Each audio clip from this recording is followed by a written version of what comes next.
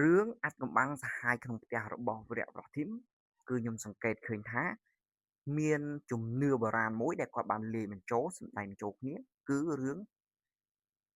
ស្នេហ៍ប្រែរូបដែលជាអាគមពីបុរាណរបស់គ្រូខ្មែររបស់យើងក៏ដូចជាគ្រូអាគមអូមអាមនេះគាត់ចេះមិនមែនស្នេហ៍ប្រែរូបទាំងអស់គ្នាទេគឺប្រែរូបសម្រាប់តែអ្នកដែលត្រូវស្នេហ៍នេះតែប៉ុណ្ណោះហើយតកតងនឹងជំនឿស្នេហ៍គឺបងប្អូនមួយចំនួនធំគាត់ប្រហែលជាលែងជឿហើយមួយចំនួនទៀតគឺគាត់នៅតែជឿអ្នកដែលធ្លាប់ជួបប្រទះបញ្ហាស្នេហ៍ហ្នឹងឯងអញ្ចឹងហើយនៅក្នុងតួអង្គវត្តហ្នឹងគឺគាត់ចេះបាទគ្រូវត្តហ្នឹងណាគឺគាត់ចេះមន្តអាគមស្នេហ៍ប្រែរូបដែលដាក់ទៅលើតួអង្គតួឯកប្រុសរបស់យើងហើយខ្ញុំបញ្ជាក់បន្តិចថាមន្តអាគមស្នេហ៍នេះគឺនៅតែមានចឹងបងប្អូនមួយចំនួនក៏ជឿបងប្អូនមួយចំនួនទៀតក៏មិនជឿប៉ុន្តែសម្រាប់បងប្អូនដែលជឿខំមិនខាងក្រោមបើបងប្អូនត្រូវអំពើស្នេហ៍របស់គេហើយរកគ្រូហើយនៅតែមិនសាបនៅតែកាត់ដាច់បងប្អូនអាចខំមិនខាងក្រោមខ្ញុំនឹងប្រាប់ពីវិធីអាចកាត់ស្នេហ៍អាចផ្ដាច់ស្នេហ៍អាចដោះអាចស្រាយអាចប្រសាបស្នេហ៍នេះបានបងប្អូនមិនថាបងប្អូនត្រូវស្នេហ៍ឈាមរដូវបាទស្នេហ៍បែបពាត់ស្នឹងស្នេហ៍បែបដូចជាផលជាព្រាយចងព្រាយហោះព្រាយហាប់ព្រាយដើរលើដីអញ្ចឹងបងប្អូនដែលធ្លាប់ជួបឬក៏មានបញ្ហាបែបនេះបងប្អូនអាច comment ក្រោមសម្រាប់រឿងវរៈ ប្រុសធីមនេះគឺខ្ញុំមើលទៅគាត់មានអារម្មណ៍ថាគាត់លើកស្ទួយយ៉ាងណាតើតើនឹងជំនឿដែលយើងគិតថាវាមិនអាចតែវានឹងអាចកន្លែងតួអង្គស្រីសួរទៅលោកគ្រូពេទ្យថាលោកគ្រូពេទ្យជឿអត់ថាអាគមស្នេហ៍ពិតជាមានប៉ុន្មានហើយគ្រូពេទ្យក៏គាត់ឆ្លើយថា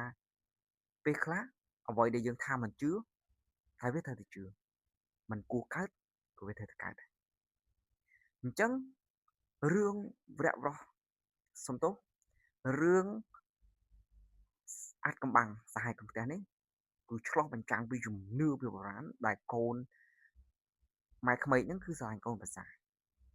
ហើយបានដាក់ស្នេហ៍ដោយមន្តអាគមចងចិត្តនិងប្រែរូបដែលធ្វើឲ្យកូនប្រសាហ្នឹងមើលទៅម៉ែក្មេកហ្នឹងជាប្រពន្ធរបស់ខ្លួនមុខមាត់ដូចរូបរាងដូចគ្នាប៉ុន្តែខ្ញុំបញ្ជាក់តិចណារឿងស្នេហ៍ស្នូកនេះបើសិនជាចិត្តយើងមិនចង់គោវាមិនងាយត្រូវដែរតែបើសិនជាចិត្តយើងចង់ដែរគឺងាយនឹងត្រូវមែនឧទាហរណ៍ថាមនុស្សប្រុសមនុស្សស្រីទំនាក់ទំនងជាមួយគ្នាហើយយើងដាក់ស្នេហ៍មកគឺត្រូវតែតែបើសិនជាមនុស្សប្រុសនោះ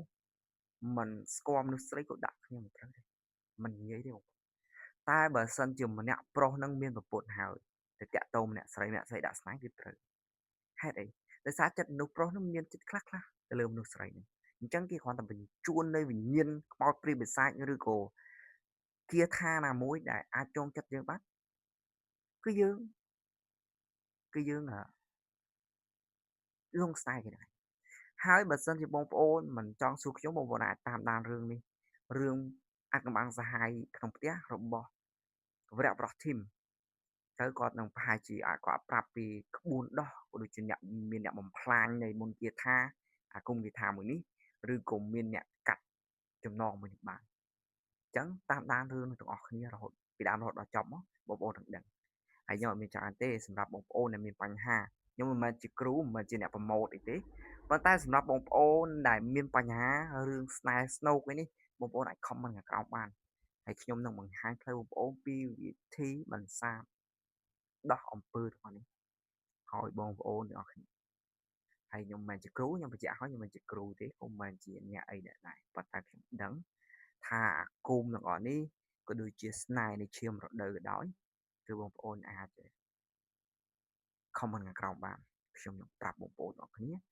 ពីរបៀបដោះអរគុណទាំងអស់គ្នាសម្រាប់អឺ